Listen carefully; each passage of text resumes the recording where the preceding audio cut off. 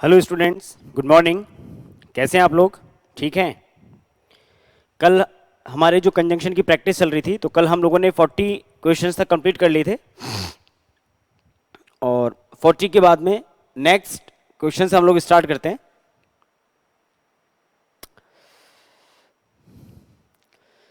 Yes, next question देखिए। Neither the doctor और his assistants, कि ना ही डॉक्टर ना ही उसके assistants were asleep when the phone rang up. अब देखिए, जो मैंने आपको कॉम्बिनेशंस पढ़ाए थे कि भाई नाइदर का यूज हम किसके साथ करेंगे? नॉर के साथ। तो बहुत इजी एरर है कि नाइदर का यूज आपने यहां पर और के साथ किया हुआ है, तो यहां पर और को हटाकर उसके जगह क्या कर देंगे? Nor. Neither the doctor nor his assistants, कि ना तो डॉक्टर ना ही उसके असिस्टेंट्स वर अस्लीप, सोए हुए थे, when the phone rang up. Next देखिए,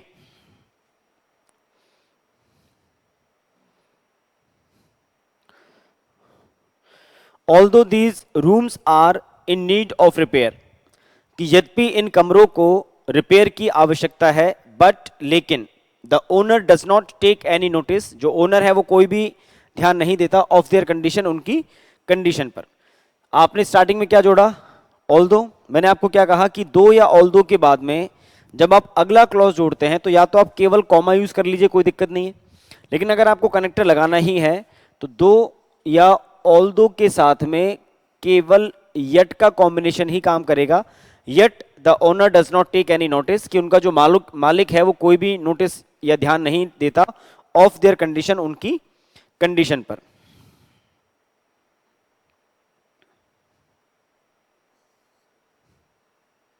नेक्स्ट देखिए, he did not succeed in the examination, वह व्यक्ति एग्जाम में सफल नहीं हुआ, येट ही वर्कड हार्ड, यद्यपि उसने मेहनत बहुत की। अब देखो, आपको लग रहा है कि भाई कॉन्ट्रास्ट है कि उसने मेहनत तो की, ही वर्कड हार्ड, लेकिन वो सफल नहीं हुआ। कॉन्ट्रास्ट है, कॉन्ट्रास्ट दिखाने वाला कनेक्टर भी है, लेकिन मैंने आपको एक बात बताई थी कि कॉन्ट्रास्ट दिखाने वाला कनेक्टर उस क्लॉज के साथ लगता है जिस क्लॉज में आपको एक्सपेक्टेड रिजल्ट के विपरीत रिजल्ट मिले। तो उसने कठिन अध्ययन किया, इसका रिजल्ट यह है कि वो एग्जाम में सफल नहीं हुआ, या वो एग्जाम में सफल नहीं हुआ, इसका रिजल्ट यह है कि उसने कठिन अध्ययन किया। उसने कठिन अध्ययन किया, ही स्टडीड हार्ड, या ही वर्कड हार्ड। अब उसके कठिन मेहनत करने के बाद भी अब रिजल्ट तो क्या आना चाहिए था कि व्यक्ति पास हो जाना चाहिए था, लेकिन रिजल्ट उल्टा आ गया कि व्यक्ति असफल हो गया। तो ये जो यट है ये इस क्लॉज में नहीं लगेगा, ये लगना चाहिए था इस क्लॉज के साथ यहां पर। तो हम इसको अब यट स्टार्टिंग में नहीं लिखते, या तो आप इसको ऐसे लिखो, he worked hard,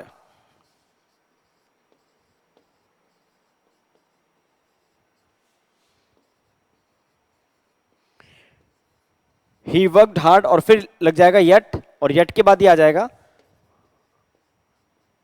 yet he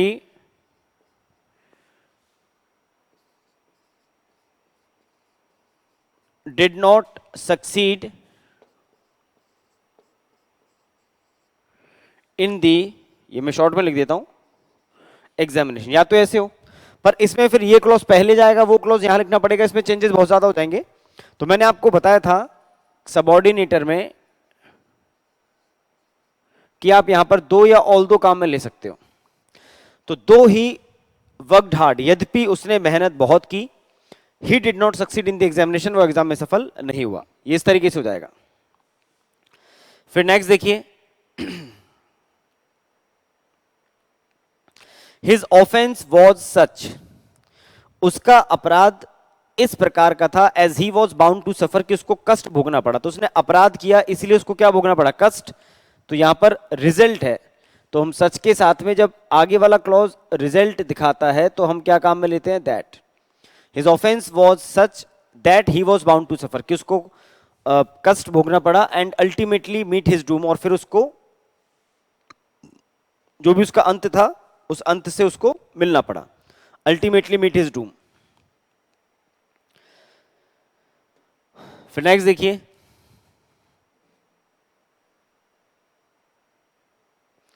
she was to beautiful, वो इतनी सुंदर थी, टू बी रिजेक्टेड, कि कोई भी व्यक्ति उसको रिजेक्ट नहीं कर पाया, by any young man who wished to make her his wife, जो कि उसको अपनी वाइफ बनाना चाहता था। तो इसमें कोई एरर नहीं है, हम इसमें मान के चल रहे हैं नो एरर।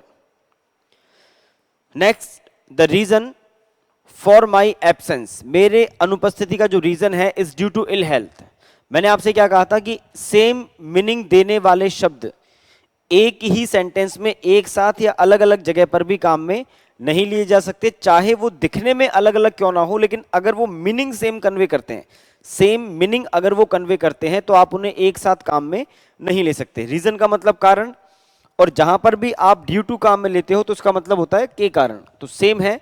जब मैं ऑलरेडी रीजन वर्ड काम में ले चुका हूं तो मुझे ड्यू टू लगाने की जरूरत नहीं है। आप सीधा लिखेंगे the reason for my absence is ill health, मेरे एब्सेंस का जो रीजन है वो खराब स्वास्थ्य है। ठीक,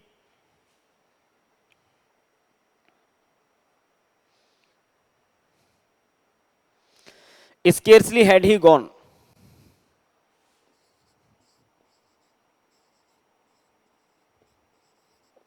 ये जो आपका वर्ड है स्केर्सली, स्केर्सली के साथ जब आप अगला क्लॉज जोड़ेंगे तो हम क्या लगाते हैं, व्हेन। तो यहां पर स्केर्सली आ गया, नेगेटिव एडवर्ब है, स्टार्टिंग में है तो स्ट्रक्चर इंटरोगेटिव भी हो गया, स्केर्सली हैड ही गॉन। और स्केर्सली के साथ हमें क्या लगाना है, when. When a policeman knocked at the door, कि वो मुश्किल से गया था कि एक पुलिस वाले ने उसके दरवाजे पर खटखटाया, to inquire about his whereabouts, उसके वो कहां रहता था इस बारे में जानने के लिए। फिर नेक्स्ट देखिए,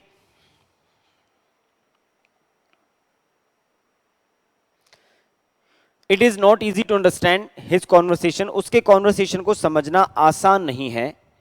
क्यों आसान नहीं है, for such was his style, कि उसका जो तरीका था, मतलब उसका बात करने का जो तरीका था वो ऐसा था। अब हालांकि वो इंप्लाइड है कैसा था, लेकिन उसका बात करने का तरीका ऐसा था, which I could not understand him, कि मैं उसको समझ ही नहीं पाया। तो उसके बात करने के स्टाइल का या तरीके का ये रिजल्ट निकला कि आप उसकी बात नहीं समझ पाए। अब वो बहुत फास्ट बोल रहा था, अटक अटक के बोल रहा था, हकला के बोल रहा था, जो भी था, लेकिन उसका बोलने का तरीका ऐसा था कि उसका रिजल्ट क्या निकला कि मैं उसको समझ ही नहीं पाया कि वो क्या बोल गया, तो रिजल्ट है। अब देखो मैंने आपसे क्या कहा था कि सच के साथ में या तो एज लगेगा या सच के साथ में दैट लगेगा, तो विच तो लगेगा नहीं, ये तो सिरे से खारिज हो गया। और मैंने आपको क्लियर कर दिया कि बात वाली बात रिजल्ट है, तो रिजल्ट है तो आप इसमें दैट लगाइए। For such was his style that I could not understand him, कि उसका बात करने का तरीका ऐसा था कि मैं उसकी बात को नहीं समझ पाया। ठीक है,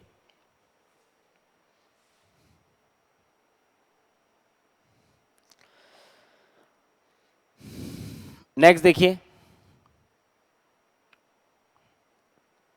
doctor Sinha was not only synthetic to the rich patients, जो डॉक्टर सिन्हा है वो न केवल रिच पेशेंट्स के लिए सहानुभूति रखते हैं, but also to the poor ones, बल्कि गरीब पेशेंट्स के लिए भी सहानुभूति रखते हैं। अब नॉट ओनली किसके पहले है, तो doctor Sinha was synthetic, synthetic एक अपने आप में एडजेक्टिव है,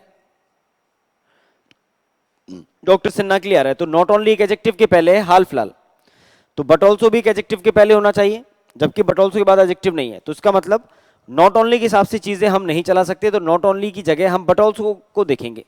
अब बट ऑल्सो टू के पहले है,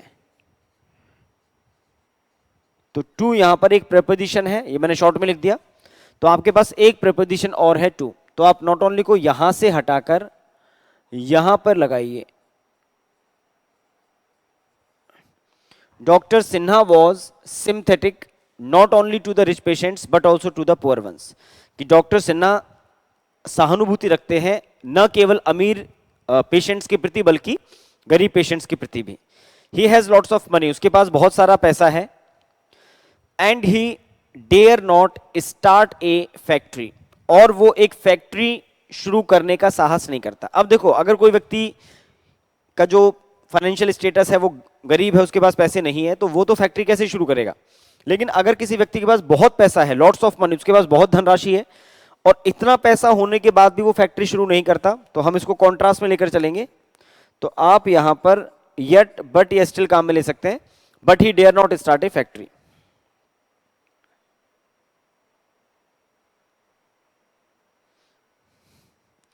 this is perhaps the same dog, ये वही डॉग है विच बिट हर, तो सेम के साथ में विच तो वैसे भी नहीं आ सकता, ठीक है, और अगर आपको याद हो तो मैंने आपको क्या बताया था,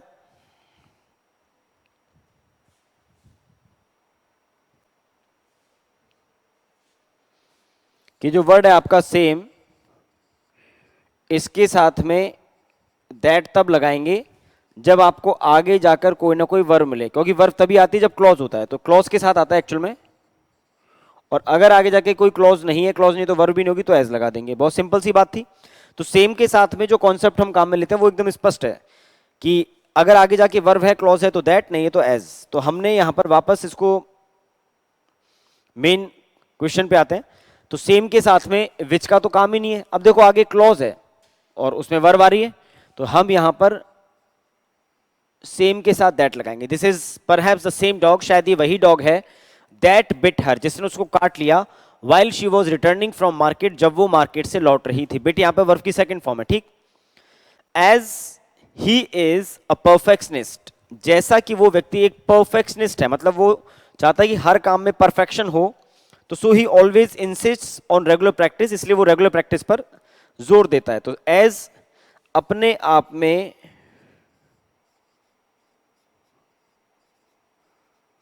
एक सबऑर्डिनेटर है। स्टार्टिंग में मैंने कनेक्टर काम में ले लिया, तो मुझे आगे जाकर कोई दूसरा कनेक्टर काम में लेने की जरूरत नहीं है। आपका क्लॉज कंप्लीट हुआ, आपने वहां पर कॉमा लगा लिया, बस ठीक है। As he is a perfectionist, he always insist, इसलिए वो इस बात पर जोर देता है ऑन रेगुलर प्रैक्टिस, कि आपको रेगुलर प्रैक्टिस की जरूरत है।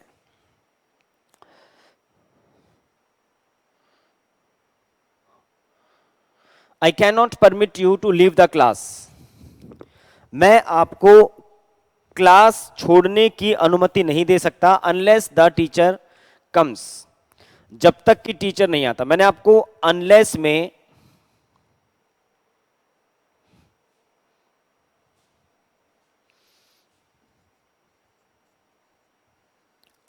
में और अंटिल में कुछ अंतर बताया था। अंटिल क्या शो करता है, अंटिल टाइम लिमिट दिखाता है, समय सीमा। आप किसी भी कार्य को एक समय सीमा तक होने से रोक सकते हो, लेकिन उसके बाद वो काम होके रहता। अनलेस क्या है, ये आपको नेगेटिव कंडीशन शो करता है, इसमें कोई समय सीमा नहीं होती, ये आपको नेगेटिव कंडीशन दिखाता है कि यदि तुम पढ़ाई नहीं करोगे तो तुम पास नहीं होगे। सिंपल सा कॉन्सेप्ट है, ठीक है। ये बात आपको मेरी बताई हुई है। अब वापस मेन सेंटेंस पे आ जाइए कि मैं आपको क्लास छोड़ने की अनुमति नहीं दे सकता। अब ये तो है नहीं कि तुम उसको अनलिमिटेड टाइम के लिए किसी लड़के को क्लास में बैठा के रख सकते हो कि साहब मैं आपको जाने नहीं दूंगा, ऐसा नहीं हो सकता। आपको उसको क्लास से तो जाने देना है, लेकिन टीचर आपसे कहकर गया कि भाई जब तक मैं नहीं आ जाता तब तक तुम इस लड़के को बैठा के रखो, तो आप उसको उतनी ही देर तक क्लास में बैठा के रख सकते हैं जब तक टीचर वापस नहीं आ रहा। तो आप क्या कह रहे हैं, I can not permit you to leave the class, मैं आपको क्लास छोड़ने की अनुमति नहीं दे सकता, अनलेस द टीचर कम्स, जब तक टीचर नहीं आ जाते, and instructs me in the matter, और इस मैटर को लेकर मुझे निर्देश नहीं देते। तो आप किसी भी स्टूडेंट को उतनी ही देर तक क्लास में बैठा के रख सकते हो। तो सीधी सीधी टाइम लिमिट है until, until the teacher comes and instructs me in the matter। फिर नेक्स्ट देखिए, the patient would not have died, इसका स्ट्रक्चर देखना ध्यान से, would plus have plus verb की थर्ड फॉर्म। ये नॉट बीच में जरूर सेंटेंस को नेगेटिव करने के लिए आया है, तो मैं यहां पर लिख देता हूं would plus have plus verb की थर्ड फॉर्म। और यहां पर है द डॉक्टर हैड कम, तो यहां पर मैंने लिख दिया हैड प्लस वर्ब की थर्ड फॉर्म।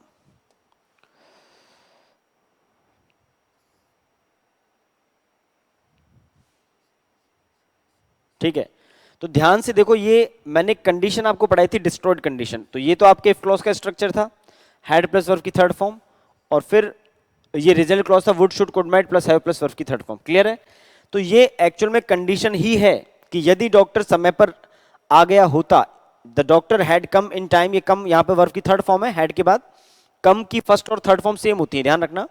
अगर आपको मालूम हो, come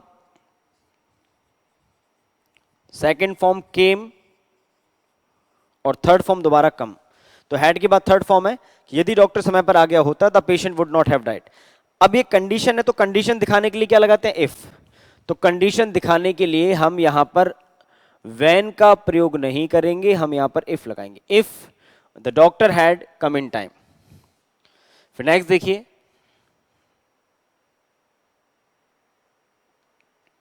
the captain ask the players, captain ने प्लेयर से कहा टू गो टू मार्केट, कि वो मार्केट जाएं, and to buy some fruits, कुछ फ्रूट्स खरीद के ले आए, एज एप्पल्स, ऑरेंजेस, बनानास। मैंने आपको एक वर्ड लिखवाया था,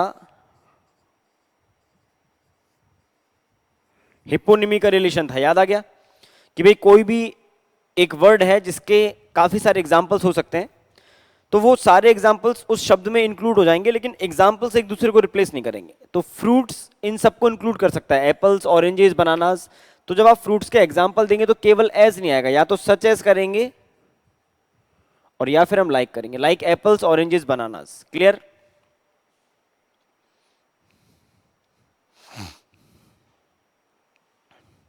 नेक्स्ट देखिए, since the festival of Diwali is approaching, जैसा कि दिवाली का त्योहार नजदीक आ रहा है, so my son has brought many fireworks, इसलिए मेरा पुत्र कई सारे पटाखे लेकर आया है, लाइक रॉकेट्स, क्रैकर्स एटसेट्रा।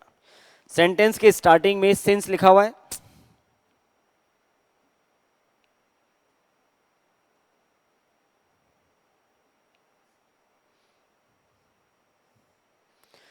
तो सिंस आपका क्या हो गया, सबऑर्डिनेटर हो गया। तो जब मैंने ऑलरेडी कनेक्टर काम में ले लिया, यहां पर ये मेरा क्लॉज पूरा हो गया, ठीक है। तो मैं आगे जाकर दूसरा कनेक्टर नहीं लगाऊंगा, आप सीधा लिखेंगे my son has brought many fireworks. फिर देखिए, in front of children's school, बच्चों के स्कूल के सामने, वी फाइंड ए नोटिस, हमें एक नोटिस मिलता है, बोल्डली प्रिंटेड, जिसपे बोल्ड में ये प्रिंट रहता है, ड्राइव स्लोली, धीमे ड्राइव करिए, मतलब आप अपने व्हीकल को धीमे चलाइए, lest you may not meet an accident, ताकि आपका एक्सीडेंट ना हो जाए। तो मैंने आपको पर्पज शो करने के लिए कुछ कनेक्टर्स लिखवाए थे, इन ऑर्डर दैट, लेस्ट और सो दैट। तो उसमें लेस्ट के लिए मैंने आपको क्या कहा था कि लेस्ट केवल एक ही मॉडल के साथ काम करता है, शुड, और लेस्ट खुद एक नेगेटिव वर्ड है, तो अपने बाद वाले क्लॉज में किसी भी नेगेटिव वर्ड की एंट्री नहीं होने देगा। तो लेस्ट खुद नेगेटिव वर्ड है, तो उसके बाद वाले क्लॉज में एक तो नॉट हटा देंगे, और लेस्ट केवल और केवल किसके साथ काम करेगा, शुड मॉडल के साथ।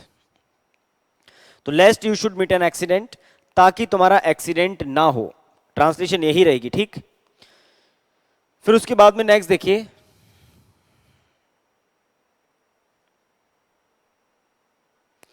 3 years have passed, 3 वर्षों का समय गुजर गया, that I return from the USA. तो पहले अगर आपको सारी बातें बिल्कुल ही याद हैं तो ठीक है, नहीं तो मैंने आपसे एक बात बोली थी कि कनेक्टर का फंक्शन क्या है, ये हम कैसे फाइंड आउट करेंगे। तो सेंटेंस यहां से लेके पूरा यहां तक है, कनेक्टर यहां लगा, अब मुझे कनेक्टर का फंक्शन जानना है, तो कनेक्टर का मीनिंग किसको मिलेगा, उसके बाद वाले क्लॉज को। तो इस क्लॉज को आप हटा दो। अब जो सेंटेंस बच गया, इस सेंटेंस पर एक क्वेश्चन ऐसा बनाओ जिसका आंसर ये ब्रैकेट में आने वाला पार्ट दे। तो 3 years have passed, 3 वर्षों का समय निकल गया, कब से निकल गया, कब से, तो आप कहेंगे जब से मैं यूएसए से लौटा। तो अब मुझे समझ में आ गया कि ये टाइम क्लॉज में जाएगा, adverb clause of time. Adverb clause of time में दैट कनेक्टर तो मैंने आपको लिखवाया ही नहीं था। When, while, before, after, till, until, as soon as, no sooner, as long as, now that, since, ये सारे कनेक्टर्स थे, तो दैट तो था ही नहीं। अब एक कनेक्टर ऐसा था, याद करो, मैं सीधा लिख देता हूं। मैंने आपसे कहा था कि सिंस के बाद वाला क्लॉज हमेशा सिंपल पास्ट में होता है, और जो दूसरा वाला क्लॉज होता है वो ज्यादातर प्रेजेंट परफेक्ट में होता है, यानी कि हैज, हैव प्लस वर्ब की third form.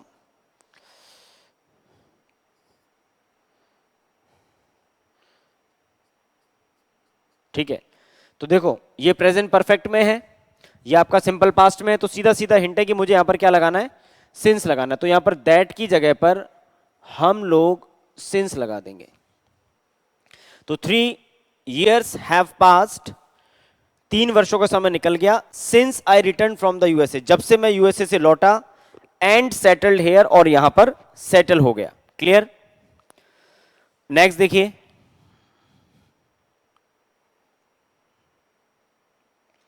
In India politicians are taking advantage, Bharat में जो पॉलिटिशियंस हैं वो फायदा उठा रहे हैं किस चीज का? On the name of religion, धर्म के नाम पर। I think it is nothing than hypocrisy. तो मैंने आपको क्लियर बोला था कि नथिंग के साथ किसका कॉम्बिनेशन चलता है? नथिंग के साथ में बट का कॉम्बिनेशन चलता है। I think it is nothing but hypocrisy. फिर नेक्स्ट देखिए, my brother is moving hither and thither, जिसको आप आज के समय में हेयर एंड देयर कहते हो, उसको पहले ओल्ड इंग्लिश में हिदर एंड थिदर बोलते थे। तो मेरा भाई यहां वहां भटक रहा है यूजलेसली, व्यर्थ में, because he has no other job, उसके पास कोई और कार्य नहीं है, but backbiting of other, सिवाय दूसरों की बुराई करने के। तो नो अदर के साथ मैंने आपको क्या वर्ड लिखवाया था? Than, THAN, than backbiting of others. Clear?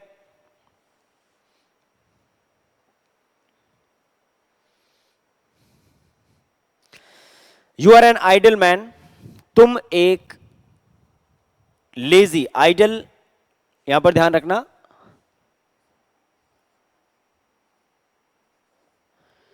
आलसी व्यक्ति हो, एंड केयरलेस टू, और लापरवाह भी हो। अब देखो ये जो टू है, TO, अगर ये टू इन्फिनेटिव है तो टू इन्फिनेटिव में टू के बाद वर्ब की फर्स्ट फॉर्म आती है, तो ये तो वर्ब की फर्स्ट फॉर्म है नहीं, तो यानी मैं इसको टू इन्फिनेटिव नहीं मानूंगा।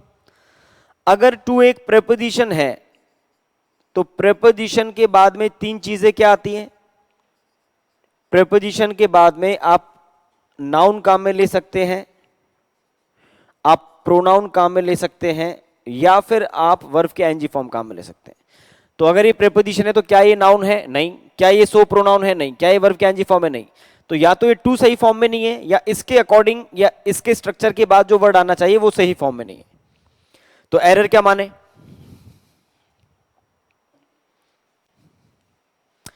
देखिए यहां पर आपको इस टू की जरूरत नहीं है, ये TO, ये वाला टू नहीं आएगा, यहां पर आएगा TOO, टू, जो ऑल्सो का मीनिंग देता है कि तुम एक लेजी आदमी हो और साथ में लापरवाह भी हो।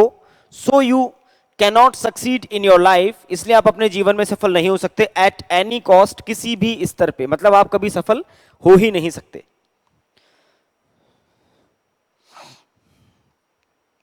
Next, no sooner did the bus stop, no sooner negative word है, सेंटेंस के स्टार्टिंग में है, तो स्ट्रक्चर इंटरोगेटिव हो गया, हेल्पिंग वर्ब पहले आ गई, डिड द बस स्टॉप। अब नो सूनर के साथ मैंने आपको वर्ड क्या लिखवाया था? THAN, than, than we got down the bus and started for house, कि बस रुकी भी नहीं थी कि हम उससे नीचे उतरे और अपने घर के लिए रवाना हो गए। As the criminal was indulged in murder, जैसा कि वो अपराधी मर्डर में लिप्त था, तो आप ऑलरेडी एक कनेक्टर काम में ले चुके हो, हालांकि ये सबऑर्डिनेटर है, और जैसे क्लॉज कंप्लीट हो तो कॉमा आ गया, तो आपको आगे जाकर कोई भी दूसरा कनेक्टर या कोऑर्डिनेटर लगाने की जरूरत नहीं है, आप सीधा लिखिए ही वॉज फाउंड गिल्टी, इसलिए उसको गिल्टी पाया गया, एंड वॉज हैंग्ड, और फांसी पर लटका दिया गया।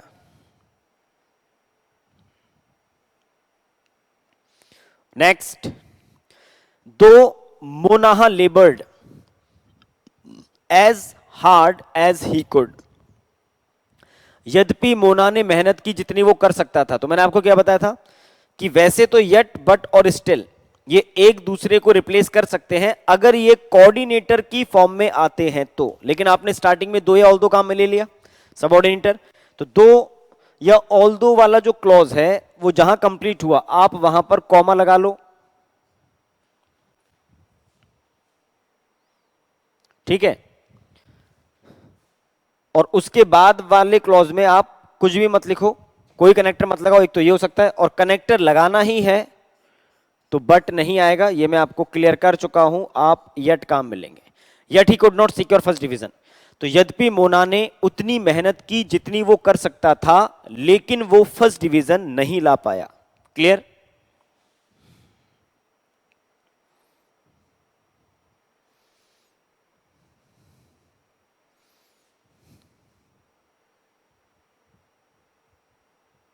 Yes. Travelling by the plane, plane से ट्रेवल करना इज नॉट ओनली फास्टर, तो नॉट ओनली किसके पहले है, फास्टर के पहले, but also safer, but also किसके पहले, सेफर के पहले, दोनों एडजेक्टिव हैं, फास्टर भी एक एडजेक्टिव है, सेफर भी एडजेक्टिव है, और दोनों ही कंपैरेटिव डिग्री के एडजेक्टिव्स हैं।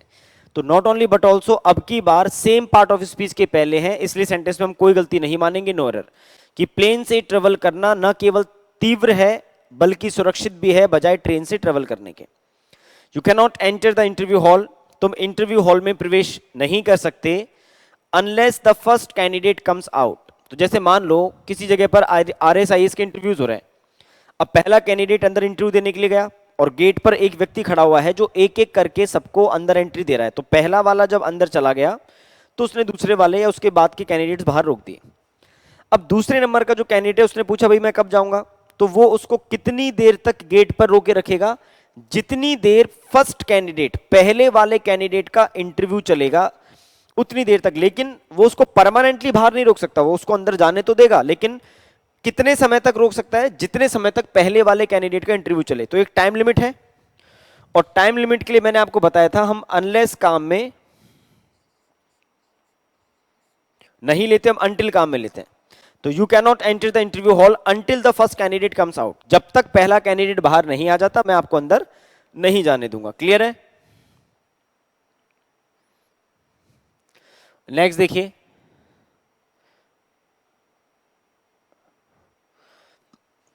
माई टीचर सजेस्टेड टू मी, मेरे टीचर ने मुझे सुझाव दिया, to prepare seriously for the examination, कि मैं गंभीरता पूर्वक एग्जाम की तैयारी करूं, lest I should not fail. तो मैंने आपको क्या कहा कि लेस्ट अपने आप में एक नेगेटिव वर्ड है, तो उसके बाद वाले क्लॉज में कभी भी नेगेटिव वर्ड काम में नहीं लेंगे, और लेस्ट का कॉम्बिनेशन किसके साथ चलता है, शुड के साथ। तो एक बात तो उसने फॉलो कर रखी है, बस नॉट आप हटा देंगे तो आपका सेंटेंस सही हो जाएगा। Mister Gupta has driven almost twice, mister Gupta ने लगभग 2 बार उतना तेजी से ड्राइव किया है, so fast as mister Khanna has.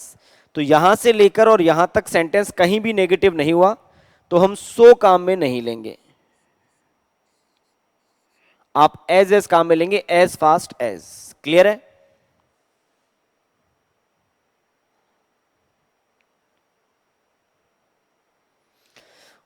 The thief had hardly put the cash in his pocket, उस चोर ने, अब देखो हार्डली अगर सेंटेंस के स्टार्टिंग में होता तो स्ट्रक्चर इंटरोगेटिव होता, लेकिन अब की बार हार्डली स्टार्टिंग में नहीं है तो स्ट्रक्चर आपका इंटरोगेटिव नहीं होगा, लेकिन आपके सेंटेंस में वर्ब की संख्या 1 से ज्यादा है। तो मैंने आपसे कहा था जब 1 से ज्यादा वर्ब होंगी तो ये वाले एडवर्ब पहली वाली वर्ब के बाद आएंगे, तो ये ठीक है। The thief had hardly put the cash in his pocket, उस चोर ने मुश्किल से ही कैश को पॉकेट में रखा था। Then the owner woke up, तो थीफ सॉरी हार्डली के साथ कॉम्बिनेशन में मैंने आपको क्या लिखवाया था, वैन, तो आप देन की जगह वैन लगाइए। When the owner woke up, जब मालिक जाग गया। Sachin is a dangerous batsman, Sachin एक डेंजरस बैट्समैन है। He is not only famous in India, तो फेमस वर्ड यहां पर किसके लिए, सचिन के लिए। सचिन नाउन है तो फेमस क्या हो गया, एक एडजेक्टिव, तो ठीक है। अभी बात इतनी है कि नॉट ओनली एडजेक्टिव के पहले है, बट ऑल्सो इन अब्रॉड, तो वह न केवल इंडिया में फेमस है बल्कि विदेशों में भी फेमस है। तो नॉट ओनली एक एडजेक्टिव के पहले है, तो बट ऑल्सो को भी आप एक एडजेक्टिव के पहले लगाइए, but you don't have another adjective in a sentence, in this sentence. अब इस सेंटेंस में आपके पास दूसरा एडजेक्टिव नहीं है, तो हम नॉट ओनली के हिसाब से चीजें नहीं चला सकते। तो अब देखते हैं बट ऑल्सो कहां पर है, तो बट ऑल्सो एक प्रीपोजिशन के पहले है, इन एक प्रीपोजिशन है। तो देखो सेंटेंस में एक प्रीपोजिशन और है, ये रहा। तो नॉट ओनली को आप यहां से हटा दो और यहां इनके पहले लगा दो, not only in India but also in abroad. Clear है?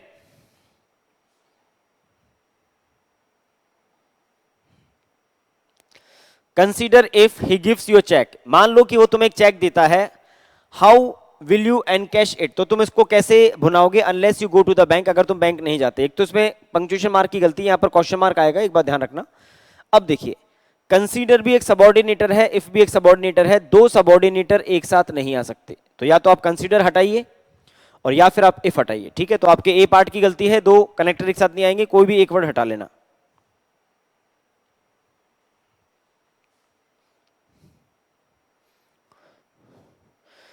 इट हैज बीन सेड, ऐसा कहा गया है, that labour never goes in vain, मेहनत कभी व्यर्थ नहीं जाती। If you labour hard then you will pass, यदि तुम मेहनत करोगे तो तुम पास हो जाओगे इन द एग्जामिनेशन।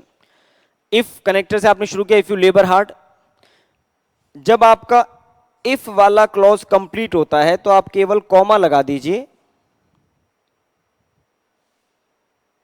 और अगला क्लॉज लिख दीजिए। इफ के साथ कोई कॉम्बिनेशन नहीं है, तो इफ वाला क्लॉज जब कंप्लीट हुआ तो आप यहां पे केवल कॉमा लगा देंगे, काम हो जाएगा। आपको देन या कोई भी दूसरा वर्ड लगाने की जरूरत नहीं है।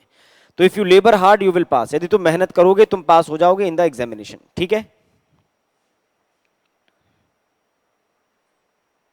Next, no sooner was the agitation of caste silenced in Bihar, कि बिहार में कास्ट को लेकर जो दंगे हुए वो शांत भी नहीं हुए थे। द कम्युनल राइट्स एरप्टेड, की सांप्रदायिक दंगे फैल गए। नो सूनर एक नेगेटिव वर्ड है, स्टार्टिंग में है तो स्ट्रक्चर देखो इंटरोगेटिव हुआ, आपकी जो हेल्पिंग वर्ब है वो सब्जेक्ट के पहले आ गई। अब नो सूनर के साथ क्या लगाते हैं, देन, और कहां पर, जहां पर आपका पहले वाला क्लॉज कंप्लीट, तो देन वाली क्लॉज जगह कंप्लीट हो गया, यहां पर आपका देन लगेगा, then the communal riots erupted. The news person was doubtful, doubtful का मतलब संदेह में होना, कि जो न्यूज पर्सन था वो डाउट में था, संदेह में था, तो इसका मतलब उसको सर्टेनिटी नहीं है, तो दैट का यूज तो सर्टेनिटी के लिए करते हैं, तो दैट तो क्लियर हट गया। The man who had been run over by a vehicle was dead, कि न्यूज पर्सन इस बात को लेकर संदेह में था कि जिस व्यक्ति को ट्रक से या व्हीकल से कुचल दिया गया, the man who had been run over by vehicle was dead, वो मृत था कि नहीं। तो इसमें आगे जाके और नहीं आ रहा, तो आप चाहे तो इफ लगा सकते हैं, क्योंकि एक एस्पेक्ट अगर कवर करना है तो इफ लगा लीजिए।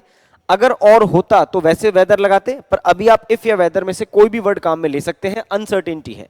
If the man who had been run over by a vehicle was dead.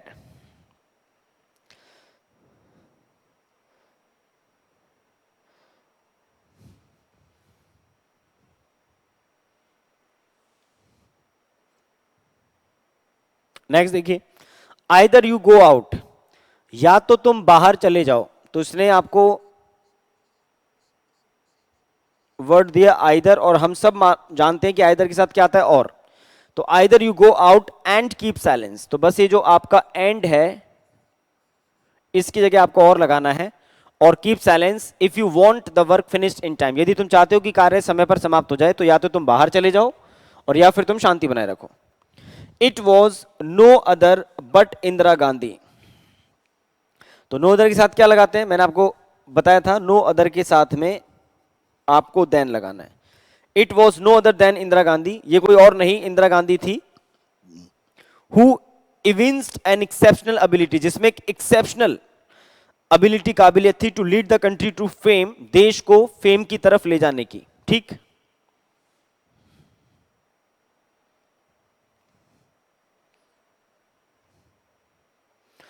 When I tried to consult her, जब मैंने उससे कंसल्ट करने का प्रयास किया, तो नॉट ओनली शी, न केवल उसने, तो ये आपका सब्जेक्ट आ गया, बट ऑल्सो हर ब्रदर, तो बट ऑल्सो भी दूसरे सब्जेक्ट से पहले हर ब्रदर। और मैंने आपसे बोला भी था कि भाई कॉम्बिनेशन तो नॉट ओनली और बट ऑल्सो का चलेगा, जिसमें नॉट ओनली को एक साथ लिखना जरूरी है, बट ऑल्सो आप चाहें तो एक साथ लिख दें, और नहीं तो बट तो वहीं आएगा जहां पर आपका रूल कहेगा, ऑल्सो को आप एक दो वर्ड बाद भी शिफ्ट कर सकते हैं। तो नॉट ओनली पहले वाले सब्जेक्ट से पहले है, और ये बट ऑल्सो दूसरे सब्जेक्ट से पहले है, हर ब्रदर, लेकिन बट सही जगह पर है, ऑल्सो उसने बाद में लिख दिया, तो हम इसको गलती नहीं मानेंगे, इसमें आंसर लेंगे नो एरर। कि जब मैंने उससे कंसल्ट करने का प्रयास किया, तो not only she but her brother also, न केवल उसने बल्कि उसके भाई ने भी had responded to my call, मेरी कॉल का अच्छे से रिस्पॉन्ड किया, उत्तर दिया।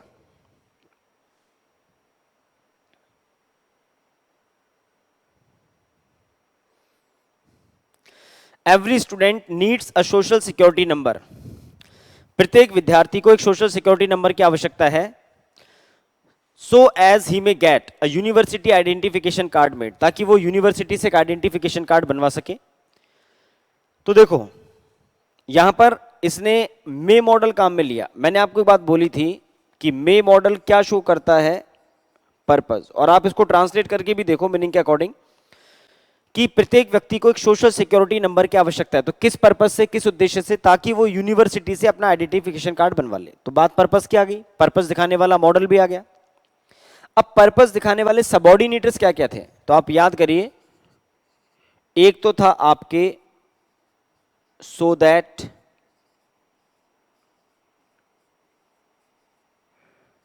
एक था इन ऑर्डर दैट, और एक था लेस्ट। तो सो एज उसमें कहीं भी नहीं है, सो तो वहां लिखा हुआ है ही, तो हम यहां पर सो के साथ में ये दैट, सो दैट वाला यूज कर लेते हैं।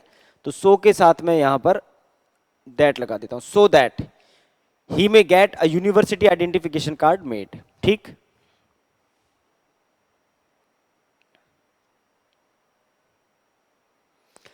She had no other hobby, उसकी कोई और रुचि नहीं थी than that of wearing dress of the latest design, latest design की ड्रेस पहनने के अलावा।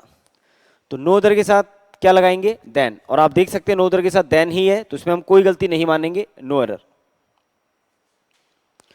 ही इज अ लिंग्विस्ट, वह एक भाषाविद है, एंड ही ऑलवेज ट्राइज, और वो हमेशा प्रयास करता है to make his students pronounce the words correctly, कि उसके विद्यार्थी शब्दों का सही से उच्चारण कर पाए। मतलब वो इस बात का प्रयास करता है कि वो अपने विद्यार्थियों से सही प्रोनाउंसिएशन करवाने की कोशिश करता है। पर ये किस बात का रिजल्ट है, उसके लिंग्विस्ट, लिंग्विस्ट होता है भाषाविद।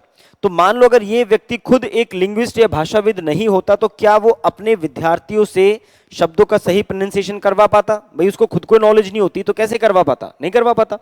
तो ये उसके लिंग्विस्ट होने का रिजल्ट है। तो रिजल्ट शो करने के लिए हम लोग सो काम में लेंगे, सो ही ऑलवेज ट्राइज, इसीलिए वो हमेशा प्रयास करता है to make his students pronounce the words correctly. ठीक,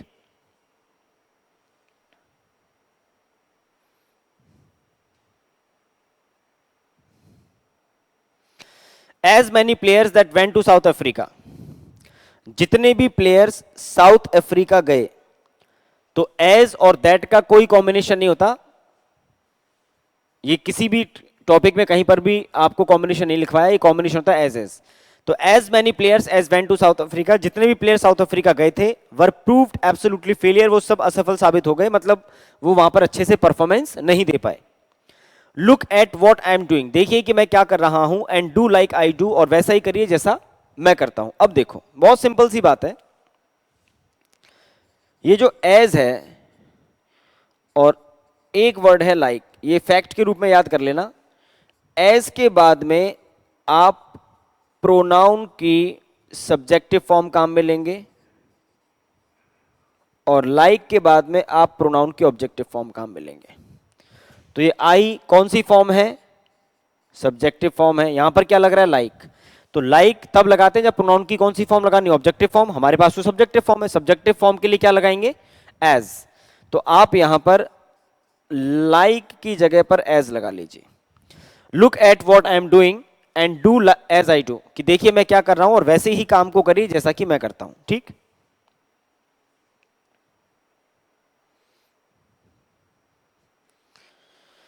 प्लीज एक्सप्लेन टू मी, कृपया मुझे ये चीज एक्सप्लेन करके बताइए, हाउ। अब देखिए यदि आपका सेंटेंस स्टार्ट ही हाउ से होता, अगर आपका सेंटेंस स्टार्ट ही हाउ से होता तो ये डायरेक्ट क्वेश्चन होता। आपने हाउ के पहले क्या जोड़ दिया, प्लीज एक्सप्लेन टू मी, तो ये क्या हो गया, यहां से इनडायरेक्ट हो गया।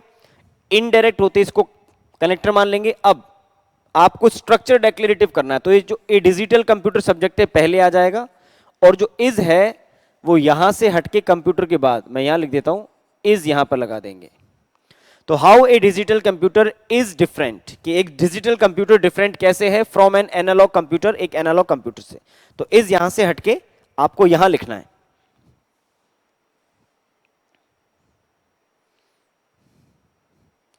This rule may and ought to be disregarded, तो ये आप एक ऑप्शन दे रहे हैं कि मे बी डिसरिगार्डेड और ओट टू बी डिसरिगार्डेड, दो मॉडल हैं, तो मॉडल के बीच में ऑप्शन है, तो ऑप्शन के लिए अपन एंड काम में नहीं लेते और काम में लेते हैं, कि ये रूल डिसरिगार्ड किया जाना चाहिए फॉर द टाइम बिंग, कुछ समय के लिए। 85, When the stranger saw me, जब उस अजनबी ने मुझे देखा, he seemed to recognize me, तो ऐसा प्रतीत हुआ कि उसने मुझे पहचान लिया, and asked me, उसने मुझसे पूछा what was my name. तो what के पहले तो बहुत सारे क्लॉज आ गए, तो ये क्वेश्चन तो वैसे इनडायरेक्ट हो गया. इनडायरेक्ट होते ही what को क्या मान लेंगे, कनेक्टर. अब सब्जेक्ट पहले और वर्ब बाद में, तो ये जो my name आपका सब्जेक्ट है ये पहले आ जाएगा, और ये was मैं यहां पर इसके बाद लगा दूंगा. what my name was, कि मेरा नाम क्या था.